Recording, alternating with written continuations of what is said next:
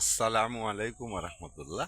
আজকে দেখাবো আপনাদেরকে আমাদের গ্রামের কিছু অবস্থা। দেখলে আপনাদের ভালো লাগবে। আমাদের গ্রামের যে কি একটা অবস্থা, প্রচুর পরিমাণ পানি হয়েছে, বৃষ্টি হয়েছে, তারপরে ধান ক্ষেত তলায় যাইতেছে। দেখাবো আপনাদেরকে রাস্তাঘাটের কি হাল অবস্থা, দেশের কি উন্নত হয়েছে, কতটুক মানে কি হয়েছে সব আপনাদেরকে আজকে দেখাবো। আমি যে রাস্তাটা দিয়ে যাচ্ছি এটা বাড়ির পাশের একটা রাস্তা। এই রাস্তাটার সামান্যতম হালকা একটু উন্নয়ন হয়েছে, যেটা আগে চলাফেরা করতে যতটুক লাগতো এখন একটু হালকা একটু ভালো লাগে। তারপরে সামনে যাইতেছি, আস্তে আস্তে আপনাদেরকে দেখাবো যে কতটুক দেশের উন্নয়ন হয়েছে, কতটুক পানি হয়েছে, ধানের কি অবস্থা। যেটা বাংলাদেশে আগে মানুষ বলে না যে কৃষক বাঁচলে দেশ বাঁচবে, দেশ বাঁচলে কৃষক বাঁচতে হবে। কৃষকের যে একটা মূল্য সেটা আপনাদেরকে দেখাবো। আর প্রচুর পরিমাণ পানি, বৃষ্টি তো প্রতিনিয়ত হইতেই আছে। আর আপনাদেরকে দেখাইতেছি যে ধান ক্ষেতের মধ্যে কতটুকু পানি হয়েছে।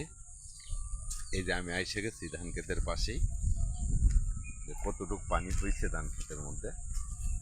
এই যে ধান ক্ষেত, ধান ক্ষেতে কিন্তু প্রচুর পরিমাণ পানি। আর সে পানি এখান থেকে যে পানিটা হয়েছে সে পানিটা যাওয়ার মতো কোনো রাস্তা নেই। চতুর্দিক দিয়ে ফিশারি বন্ধ করে দিছে, রাস্তা একেবারেই নেই। আর এই যে হলো বাড়ির রাস্তা, রাস্তার দুই পাশে খ্যার, দেন মাঝখানে কাদা।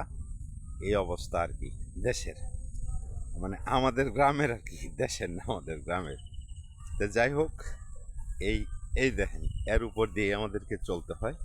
দেখার কেউ নাই, সবাই বলে যে আসি আসি,